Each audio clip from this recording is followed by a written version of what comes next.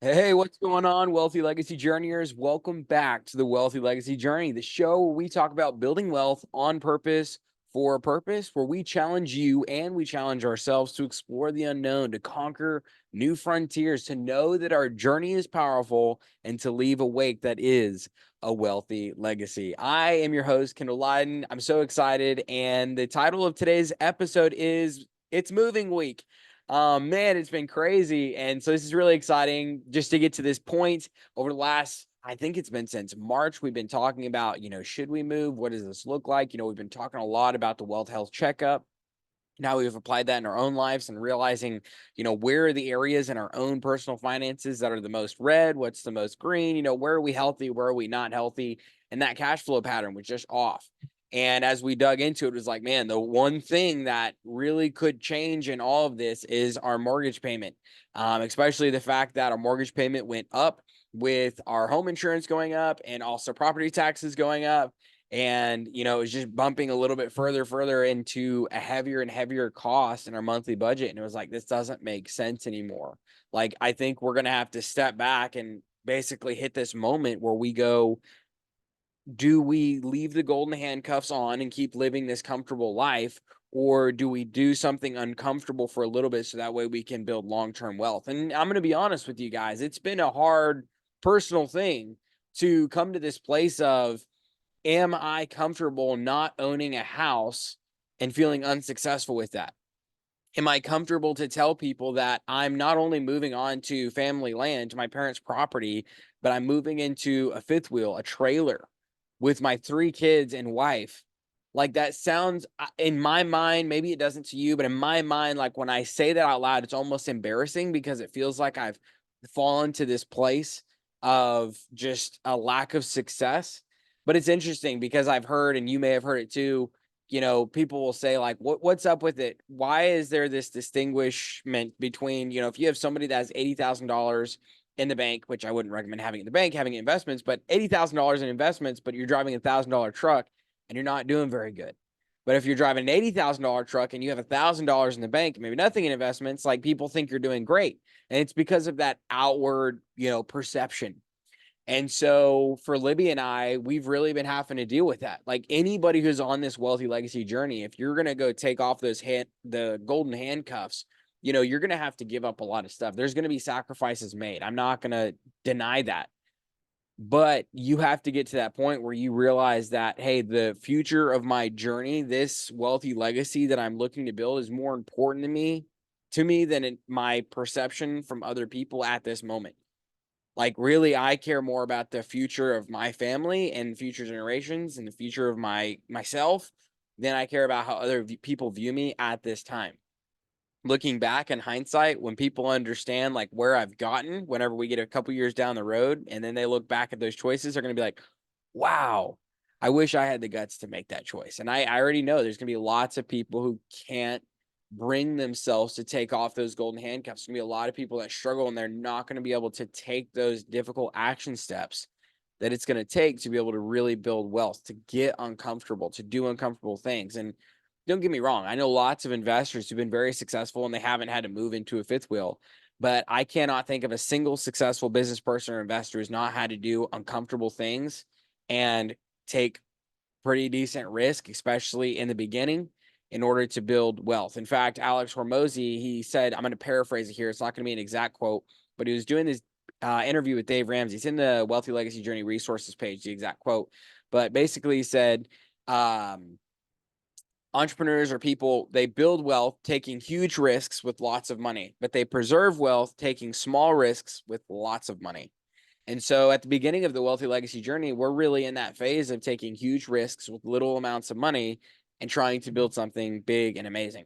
So with all that said, we're going into moving week. This last week has been crazy. I'll actually show you guys a picture here for everybody watching YouTube. One of the things, I probably trenched over 500 feet of line for everything that we were doing to set up the property for our RV coming in.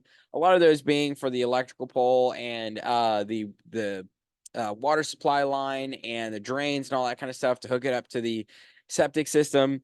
But then we also trenched out some other stuff that had to be prepared for, like sprinkler system and all that kind of stuff. Another thing that I had to put in was a lift pump. And I didn't know anything about lift pumps before I went to install this one. And maybe you didn't either, but basically it's just this pump that lifts the water up and pushes it down to the main septic system. Well, the lift pump that I bought has to go 4 feet ish. It has to go like 3.5 feet into the ground, and it has to be about a 4-foot wide hole. So I got out there at, I don't know, 8 o'clock in the morning, something like that. I think it was somewhere between 7 and 8. And I started on this 4-foot wide, 3.5 foot deep hole with a pickaxe and a shovel and a post hole digger, which is like, it has 2 handles and you put it down. No, like equipment. Like we rented a trencher from Home Depot whenever I did the 500 feet of line. Because I've dug trenches before, but I was like, this is not going to be so bad digging this hole. Well, about 7 hours later, I finished that hole. Like the last foot of that hole was just pure clay, like pottery clay. And if you've ever dug before and you've experienced like this clay, like you know how difficult this dig was. But yeah, I spent like 6-7 hours out there just consistently just digging, one shovel load after the next, one wheelbarrow full after the next. That was the deepest, widest, biggest hole I've ever dug in my life. It was super intense. I want to show you guys a picture here. So that's me with my little girls. They're both on the backside there. They're both below the dirt line. Let's see. Can you see that? Oh, it's not like super. I don't know how to get it to focus on it. I can't, but you can kind of see it there. I'll have to post a picture, but it's a little bit blurry, but you can see my little girls there on the edge of that. It's like, it was like up to probably like the bottom of my rib cage on the back of that hole. And, anyways, it was so intense. So that's been a part of moving week, or previous week to get prepared for moving. We've got gravel coming in. We are moving boxes. This week we're moving furniture. We've gotten downsized a ton. We sold our bed set. We've sold our couch. We've sold all this stuff out of our house because it's not going to fit inside of the trailer. Like we have made some uncomfortable decisions in order to make this move happen. So anyways, but that's moving week. I want to tell you guys about another story, though, that really inspired me. I love watching these movies that encourage me and inspire me to do hard things, to do difficult things, and persevere through the uncomfortable in order to reach achievement. Just like we're doing here with The Move, just like we're doing here with the Wealthy Legacy Journey. Well, a great movie that was an awesome example of that to me was a new movie that came out recently called Arthur the King. And basically, it's this team. They do these endurance, like in the jungle races, and this dog ends up catching up with them. And it was just this long story about all the difficulties that they had to go through in order to get through this race, in order to, then get this dog back home. And I don't want to spoil the story. It was so good, but it was really cool, because you saw a story of this guy who, even at the beginning of like this race was, basically something was said along the lines of, here's the most qualified guy to be able to win the race that's just never been able to bring it home. And the main character has just struggled because of his own personal pride and ego gets in his way of being able to have that success because he struggles to lean on the team around him. And he ends up learning how to, like, he's a fighter, and it's his fighting, his never giving up, his determination, his definitiveness of purpose that brings him back to these races over and over and over again.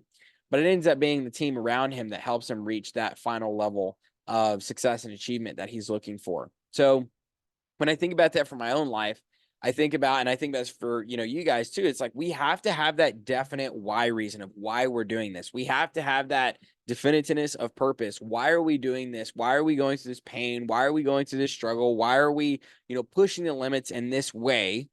We have to have that why reason, right? But then we also have to go, okay, at some point during this journey, we're going to have to build a team around us, and we're going to have to be able to trust that team to do their part well and lean on them instead of trying to own the entire show ourselves. And so I'm going to actually put a link in the description to the movie Arthur the King so you guys can go check it out. It's a new movie, so you're probably going to have to rent it, but maybe at some point they'll have it for free somewhere. But anyways, it was a great movie. I deeply enjoyed it. And it was really inspiring story to me. Something else I want to talk about today is the primary purpose of money. And I'm actually going to add this to the Google Doc. Eventually we'll do a doodle on it, but today's doodle is going to be the net worth quadrants. But anyways, I was thinking about, how do I think about money especially since I've had this huge shift in my money mindset over the last year. When I also think back to, it was like a week or two ago, we were talking about Byron Golden's money mindsets to break down between poor, middle class, and wealthy, where poor, their primary purpose for money was being able to pay their bills. The middle class, the primary purpose of money was to be able to pay their bills on time to maintain good credit. But then the wealthy, the primary purpose of money was to be able to make more money with that money. So I was thinking about, how do I break that down? I've even had people along my wealthy legacy journey, especially in the last years, I explain, all the struggle and the difficulty that we're going through and how we're, really crimping down our budget, and trying to create as much cash flow as possible. I can't tell you how many people have said, well, you got to enjoy something or you're going to burn out. And it's like, yes, I do, but I have to understand, what is the purpose of money? And so I broke down money in my mind into generations. So to me, first generation money is money that I spent my time to earn that money. So if I go to a job where I make $20 an hour and I trade my time for money, where I'm there for an hour and I get $20, that's trading my time for money. That's first generation money. If I work a job where I get paid $100,000 a year, so I get paid, I don't know, $8,000-ish a month, well, then that means when I get that monthly paycheck, I traded a month of time for $8,000 a month. Does that make sense? Like, whether you're salary or you're hourly, either way, in those scenarios, you're trading your time for money. You might even be a consultant, self-employed, but you get paid by the hour. You charge people by the hour, so you only get paid so much. You could be, maybe a doctor who earns a lot of money per year, but still you're trading your time for money. And so all that money that's coming in is first generation money. We've got to make sure that that money becomes second generation money, because we have to put on, and we have to trade out of that poor mindset and that middle class mindset and go to the wealthy mindset. So whether you are, working in construction, which is where I started, or you have a very high paying job, if you're trading your time for money in any sort of way, you've got to figure out how to switch mindsets to the wealthy mindset, where you say, okay, I'm going to take as much of this first generation money as possible, this money that I've earned with my time, and I'm going to figure out how to turn that money into more money. That becomes then second generation money. This is where your money has helped to earn this money. Now, and the way we classify it here at the Wealthy Legacy Journey, we have active income, which is trading your time for money. We have active investment income, which is trading your time and money for money. That's why it's active, because it still has that time factor in it, but you're trading for money. We have passive investment income, right? So it's investment income if money's involved to create more money. Passive investment income is where we switch from active to passive, to where we no longer have to be constantly putting in our time. It's really just trading money for money. There might be like an initial purchase, initial due diligence, but then after that, it kind of just does its own thing.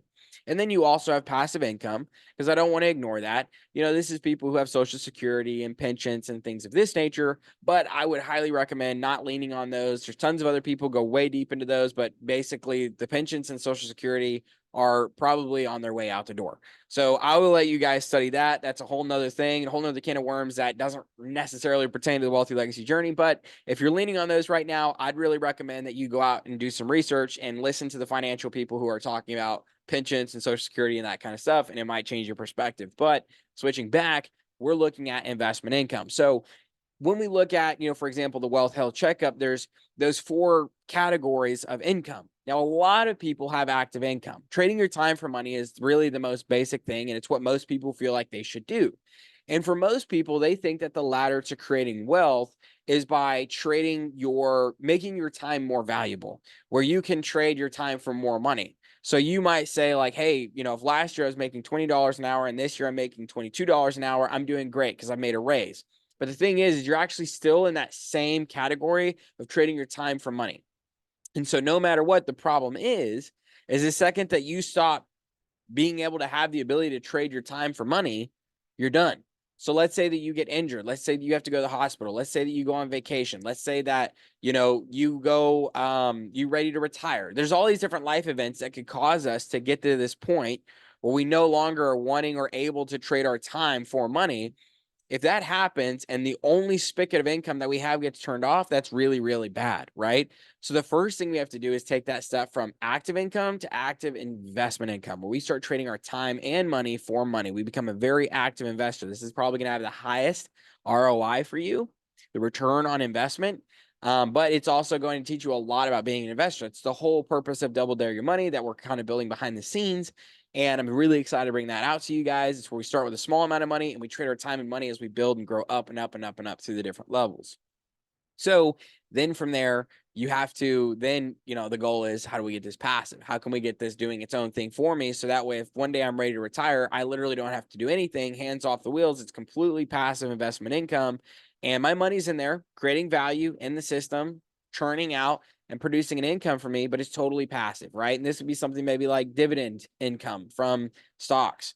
Or if you had a rental portfolio that was 100% managed by a rental management company, that would be, completely passive income where you're just receiving that mailbox money. But there's steps that it takes to get there. Like, I think some people just think, oh, you just have to be rich and then you can just have all this stuff. And it's like, well, obviously that is kind of a quicker way to the path, but I'm not that way. Like, that's not my story.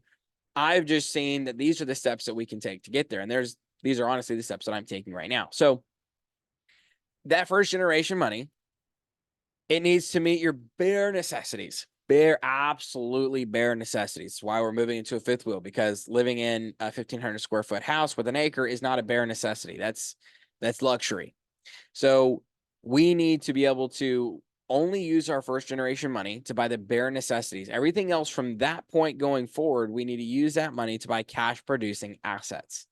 Now, when we buy those cash producing assets, then the second generation money can go towards bringing you value by meeting your needs and your wants. Eventually, the great part would be if those assets can actually produce what you need every month, and when you trade your time for money, that can 100% go to investments, right?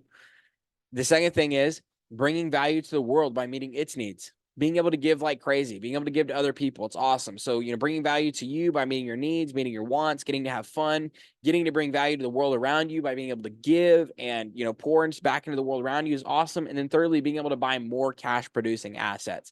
And all of a sudden that wealth snowball starts going. So if you haven't really taken a moment though, to ever look at your wealth health and determine where you're at, I would highly encourage you to go down the description of this episode, check out the Wealth Health Checkup, and just look at, are you in a surplus, are you in a deficit? According to your Wealth Health Checkup, what areas are you strong in and what areas are you weak in? Is it your income? Is it in your cash flow section that you're weak? Is it in your net worth section that you're weak? Is it in your buying power that you're weak? And then whenever you break it down from there, if your cash flow is weak, what's your weakest part? Is it that your expenses are just out of control? Or is it that you don't have enough types of income? Have you never tapped into active investment income? Have you never tapped into passive investment income? Or maybe you're making a good amount of money, but you've never taken that opportunity to level up into a new type of income. Or maybe in your assets, maybe you look at, hey, I've got a bunch of cash sitting in the bank, which is great, but I don't actually have many cash producing assets. And that's actually what we're going to talk about today. I'm going to be updating the Wealth Health Checkup here soon. And I'm going to break down the net worth section a little bit differently according to what we're going to talk about in today's episode, the net worth quadrants. Another thing I'd love to have you guys check out is a Wealthy Legacy Journey resource page, where we've got the quote, just like I talked about earlier, from Alex Hormozy. I'm going to have links to the movie Arthur the King in there, another movie that I watched this week that we're about to talk about, which is super cool, and a bunch of other great stuff. The Net Worth Quadrant doodle. We have doodles from previous weeks, and all just all these high level things that have been impactful for me, whether it's things that, I've kind of come to these like aha moments, and so I've drawn them out like a doodle, and then I share them there for you guys, or it's been content from other people that I'm like, wow, that inspired me, it impacted me, it helped me learn, helped me grow. I include all that there for you guys. So that's all free. The link to the Wealthy Legacy Journey resource page is in the description. The link to the Wealth Health Checkup in the description. All of that's there for you guys, so please go check it out. With that said, I did have another movie that I watched this week. I actually watched it 2 days ago. It was really good. It was called Boys in the Boat. It was on Amazon, and so that's where the link is going to be. I'm going to have that in the description as well. But you basically have this team of guys. It was backside of the Great Depression. Life was pretty tough for a lot of people, and you end up having these guys who, they I don't want to give away too much of the movie, but let me just say this. They learn the power of fighting and persevering.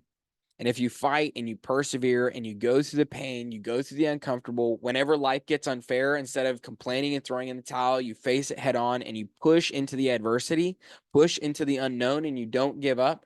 Absolutely amazing and unbelievable things can happen. Very, very powerful things can happen. So I don't want to go too much in the movie. I don't want to spoil it. But I would really recommend that you watch that movie. I would say my biggest takeaway from it, man, what would be my biggest takeaway from it though? There again, it's actually interesting. My biggest takeaway from it, and this is probably because team has been on my heart a lot lately, because I realized the place that I messed up in my wealthy legacy journey twice now is that I never built that team.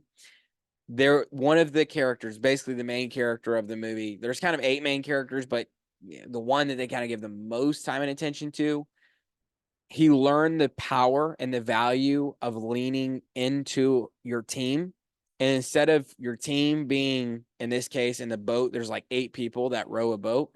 Instead of it being 8 individuals working to row a boat, looking at it instead as one entity rowing one boat. How can we become synchronized to the point of being one? And so that's been on my heart lately, just as a family, as we're doing hard things, how can we become synchronized as a family to the point where we become one?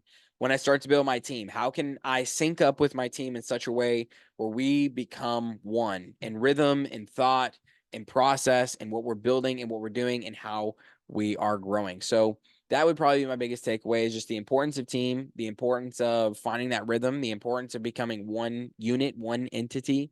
As we're building and growing, I just think that so many other people have so much to offer. And I'll explain, I struggle with this because all growing up, I always heard, if you want something done right, you've got to do it yourself. And I'm having to retrain my brain to say that's not true. There's lots of people out there who can do things great. Now, don't get me wrong. There's lots of people out there who are not going to do things great, but you just have to look and find for those people who want to build something amazing, who want to work alongside you, and then give them the tools, resources, and ability to have the freedom to be able to build something great. I'm doing that right now with these contractors and these flips, and I'm going to pretty soon be doing that with a team. So with all that said, I want to kind of go to the last part of today's episode, and I want to talk about this net worth quadrant. So if you're watching the YouTube video, I'm going to shut off my video right quick, and we're going to jump to the share screen here. And if you are watching, or excuse me, listening to the podcast, just as a reminder, you can go to the Wealthy Legacy Journey resources page. Let me see here. I've got that going, and I'm going to stop my video. You can go to the Wealthy Legacy Journey resources page. Look for the doodles are at the very top. Go to the Net Worth Quadrants, and you're going to be able to see this right here. So here's where we're at. Looking at this Net Worth Quadrants here, and let me just make sure. So if we're in writing mode, okay, perfect. So here's where we're at. We're looking at the net worth quadrants. I'm going to go ahead and erase that, but I just want to make sure I'm in the right spot. So there's a lot here.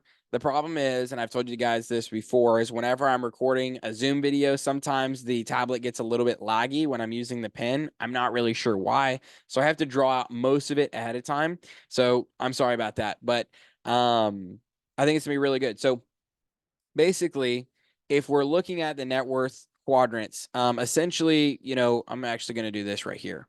Let's see if it'll let me draw a shape, because I kind of want you guys to just focus on one thing at a time. Let me see. I'm going to see if I can. So let's see. I'm going to just fill that in. Perfect. Okay. So I will delete that here in just a moment. But what I really want you to look at is your net worth quadrant. You start off with assets and liabilities, and your assets minus liabilities creates your net worth. So one of the first things that we're looking at in a high level is, okay, if I take the assets in my life and I subtract out the liabilities, do I have a positive or a negative net worth, right? Dangerous place to be is if you have a negative net worth, right? You are definitely not on the path to building wealth if you have a negative net worth.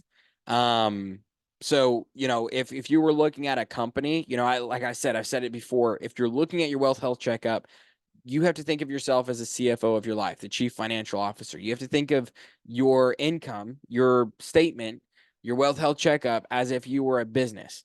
And then based off of that examination, you would look at, okay, if you were the chief financial officer of your life and your personal finances were a business, would you invest into that business, and would you hire or fire you as the CFO of your life. So as the CFO of your life, it's important for you to continue to grow your skill sets and your knowledge and all that kind of good stuff. So we're looking at how do we increase our assets? How do we decrease our liabilities to increase our net worth? Okay. So now I want to break this down. I'm going to remove this again for us right quick. And let's see. I guess I'm going to have to click on this. Let me see how it's going to. So I'll just slide that away. There we go. Okay. So inside of this, the quadrant breakdown, you have assets on one side of the screen here, and then you have liabilities on the other side. Okay, so let's first start by looking just at the asset side. So on the assets, these are things that you own outright, right? Liabilities, those are debts. Okay, just to get kind of like an initial understanding going. Now, there's a couple different people like Robert Kiyosaki. He would say that anything in your life that costs you money is a liability. I think that's a struggle for most people because they would see their personal house as an asset because it does hold value. So I was trying to say, how can we kind of balance that out a little bit? You know, Dave Ramsey would say that your personal house is an asset, but he doesn't have any distinguishing factor between your house and investment types of assets. And I was like, no, I think there needs to be a distinction there as well. So, you know, I was looking at what do I like about the Dave Ramsey method? What do I not like? What do I like about the Robert Kiyosaki method? And what do I not like? And then how do I kind of find that middle? And the way I found that middle ground for me personally was building out kind of a quadrant system in my mind. So on the asset side, on everything we have, actually, I should say on the assets and liabilities. So like I said, assets, things we own cash, liabilities, those are debts. Now let's look at this other side of the quadrant. We have cash flow producers, and then we have cash flow reducers. So a cash flow producer, and the way that we look at it, whether it's a producer or reducer, is we determine that whether, you know, an asset or liability is a producer or reducer of cash flow. We're going to make a 12-month forecast of the cash flow pattern of that item. And if the cash flow pattern of that item is a net gain, then it's a producer. If it's a net loss, then it's a reducer. So let's say that, you know, for example, I just bought this tax lot a couple months ago, but in the next 12, I bought it for 13,000, and in the next within the next 12 months, should be much sooner than that, it should be able to sell and be able to make us around 30, 35, maybe $40,000, somewhere in that range, 30 to $40,000. So if I bought it for 13, within the next 12 months, I'm selling it for, let's just say $30,000. Well, in that case, I've almost doubled my money on the whole deal. He did have some other expenses on it with like survey and all that kind of stuff. So let's just say my all-in cost was 15. I sell it for 30. I'm going to double my money on the whole investment.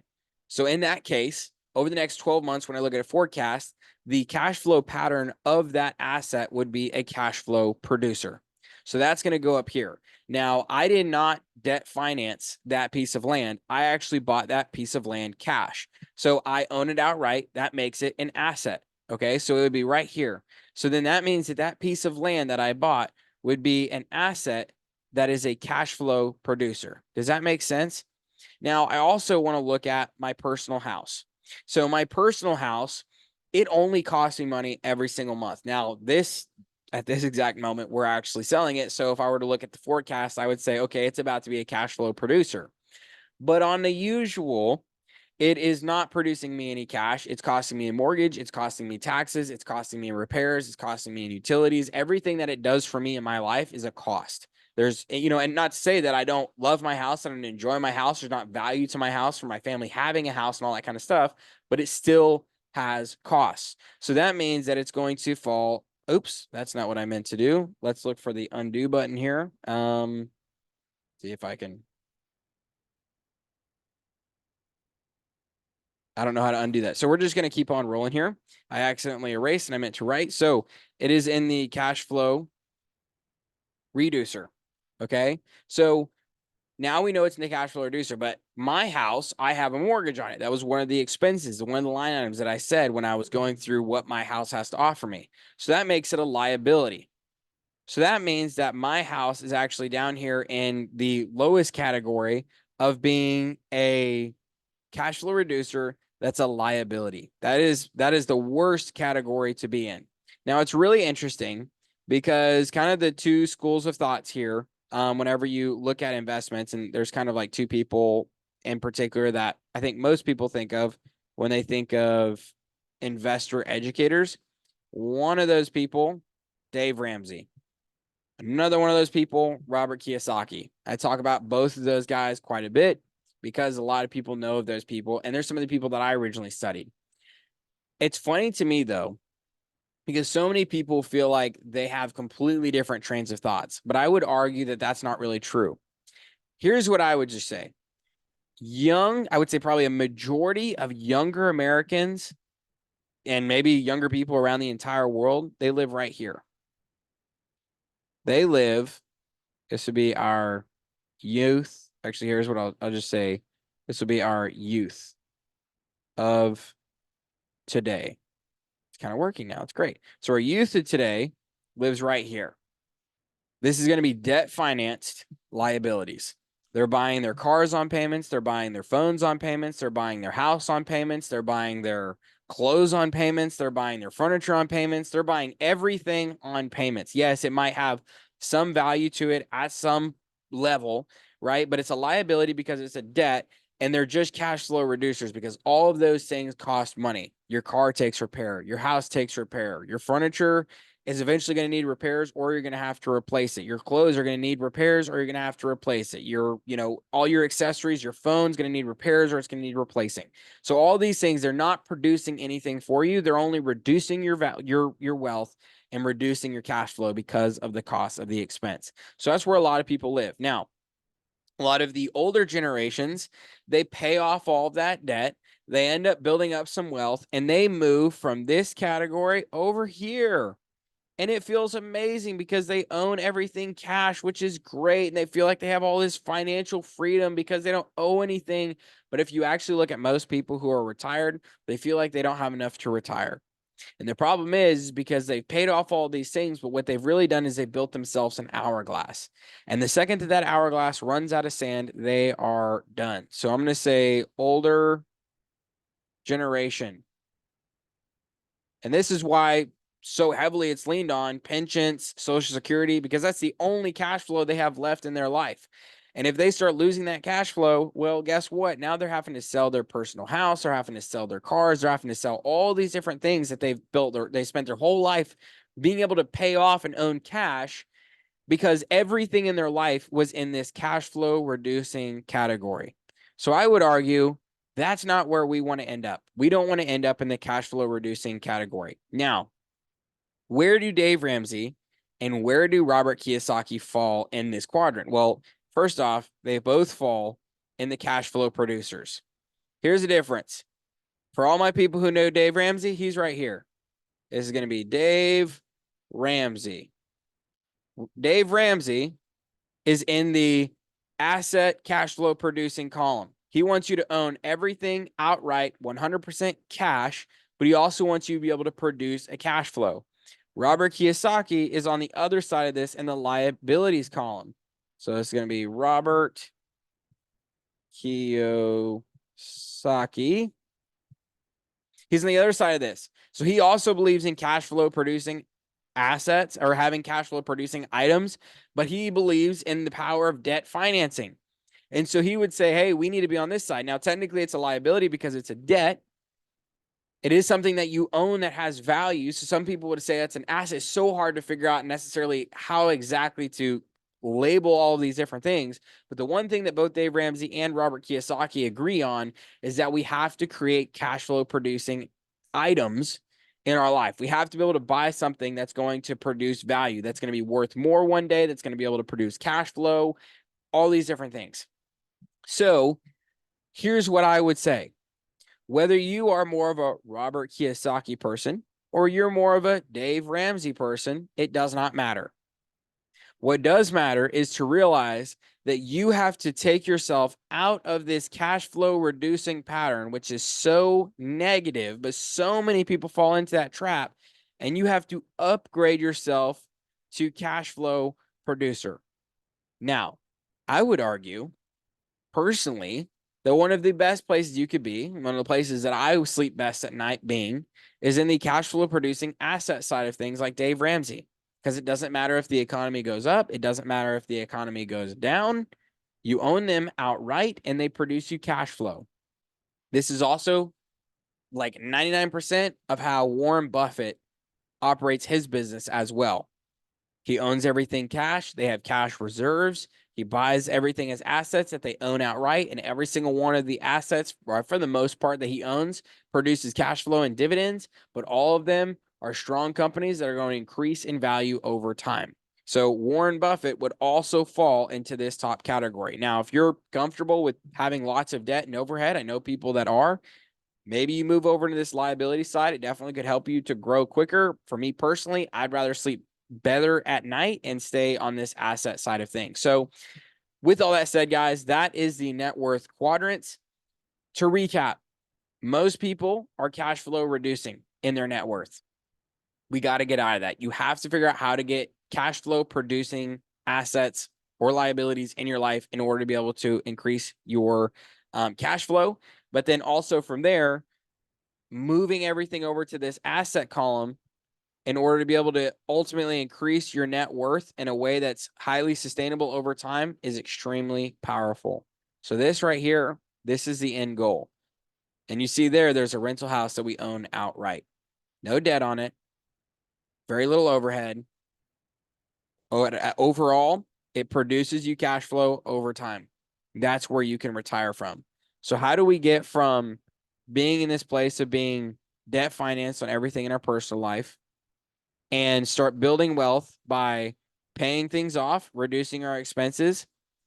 Maybe if you're on the debt side of things, some people move up to here and they start purchasing these liabilities, but that produce cash flow, all in hopes to be able to move from these categories up to the big owning assets outright.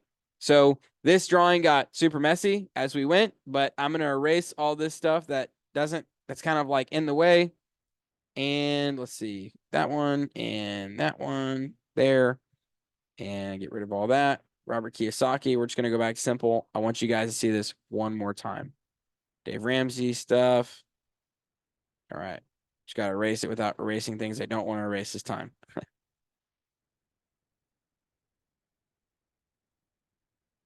Okay. So, oh, that one. Okay. So that's how we break it down. That is a net worth quadrants. You have assets, you have liabilities, and then inside of those, you have assets that are cash flow producers, you have assets that are cash flow reducers, and you have liabilities that are cash flow producers. And then you can have liabilities, it's the worst case scenario, that are cash flow reducers, where they're a debt and they're reducing your cash flow at the same time. Worst place to be. Step up from there is to have liabilities that produce cash flow, or to have assets. They're pure assets. You own them outright, but they are reducing your cash flow. And then from there, you got to be able to continue increasing your cash flow. And the ultimate end goal is getting to this place where we have assets, things that we own completely outright that produce cash flow. So think about that. Maybe go through the Wealth Health Checkup in your own life. Look at where are all of your assets right now in this pattern. Where do you own the most assets if we're looking at these quadrants? And then start putting a game plan together saying, hey, over the next 12, 24, 36 months, what am I going to do in order to take myself from, maybe you're in this, liability, cash flow reducing liabilities quadrant, and you're going to say, how do I move myself into the cash flow reducing asset quadrant? How do I move myself into the cash flow producing liabilities, if that's something that you want to do? And ultimately, how do I get myself to a place where I have cash flow producing assets in my life and increase my net worth through that vehicle? So with all that said, guys, it's been awesome hanging out with you guys. I just want to say the identity mantra right quick before we get out of here. I explore the unknown. I conquer new frontiers. My journey is powerful, and my wake is a wealthy legacy. And guys, as a reminder, the way we define wealthy here at the Wealthy Legacy Journey is simply the ability to cover your monthly expenses without having to lift a finger. And legacy is leaving a long-lasting impact on others who come after you as they receive the fruit of your labor, whether that fruit be good or bad. So make sure that you guys are doing the right things, planting the right seeds to cultivate good trees to bear good fruit. With all that said, guys, it's been awesome hanging out with you. I really would appreciate it if you'd like this video and subscribe. It'd push the video up so more people can get some of this awesome content as well. Don't forget to check out in the description the Wealth Health Checkup and the Wealthy Legacy Journey resource page. With all that said, guys, this has been another episode dedicated to you and your own personal wealthy legacy journey. Go out there this week, crush it, hit some goals, take the right next steps today. I cannot wait to hear your success stories. I will see y'all on the next episode. Bye, everybody.